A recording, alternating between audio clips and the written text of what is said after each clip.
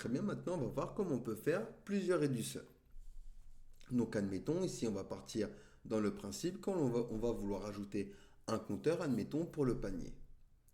Donc première chose que je vais faire, je vais venir au niveau de mes actions, me rajouter mes petites actions. Donc ici je vais l'appeler add to cart par exemple. Donc ce sera une fonction qui aura item en paramètre à qui on va faire démarrer une valeur par défaut à 1. Alors on exporte une const. Et ici on va tout simplement donc return un type. Donc ici type add to cart. Et on peut rajouter grâce à payload une information supplémentaire. Donc ici ce sera par exemple items. Ma fonction, je vais la dupliquer. Et on aura remove from cart. Donc pour remove. Donc ici pareil, remove from cart. Une fois qu'on a fait ceci, nous allons nous diriger sur notre réducteur. Nous allons rajouter ici, du coup, card, qui correspondra donc au panier. Et nous allons devoir créer des cases. Donc ici, je duplique ma case. Et je vais récupérer du coup add to cart. Donc ici, on va récupérer card.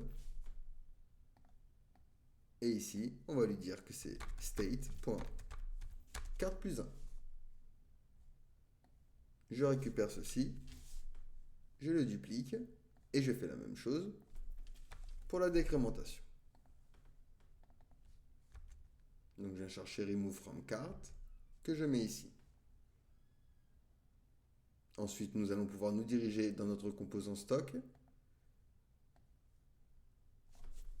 Je vais copier tout ça. Ça, on va venir l'effacer. Ici, on va mettre panier. On vient récupérer une variable. Donc là, je l'appelle card count. J'ai utilisé useSelector. State qui me retourne le state.card pour récupérer du coup card, comme pour le stock. Donc ça, c'est pour récupérer le state. Et du coup, je vais faire référence dans panier à card count. Comme ça, ici, j'ai bien 0 qui est affiché. Et de la même manière, je vais pouvoir utiliser mes fonctions. Donc ici, add to cart. Et ici, remove from cart. Et je vais pouvoir bien incrémenter mon panier et le décrémenter également. Donc voilà comment on peut utiliser un multiple réducteur. Mais la meilleure manière de faire, c'est de les combiner. Donc ce que j'aurais pu faire également, on va venir au niveau de notre réducteur ici, se créer un fichier que l'on va appeler card reducer.jsx. Donc ici, on va faire un export const initial card est égal donc card 2.0. Et ensuite, on va venir export, donc on va chercher ça dans réducteur. Je vais copier ça. Je le colle. Et ici, je vais l'appeler card reducer. Ici, je vais lui dire que c'est initial card. Et je vais effacer tout ce qui ne correspond pas au card, donc toutes ces cases. Et je vais laisser seulement add to card et remove from card. Donc je l'isole dans un fichier. Et je vais faire la même chose pour stock reducer. Donc .jsx. Donc même histoire, je vais venir me créer une variable que je vais appeler initial. Initial stock. Donc ici ce ne sera pas card mais stock. Et on avait dit donc c'est 50. Et je vais venir chercher dans mon réducteur, pareil.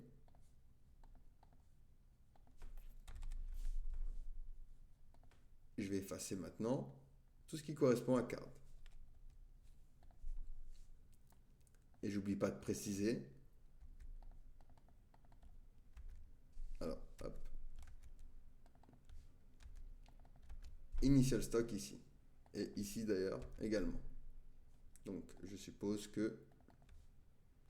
non, ici, il n'y est pas. Donc là, en fait, j'ai les mêmes réduceurs, seulement je les ai séparés dans un fichier différent.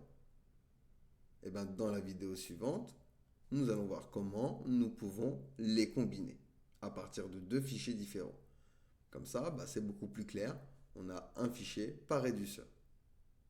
Et allez, n'hésitez pas à me poser des questions si vous en avez, sinon on va pouvoir passer à la suite.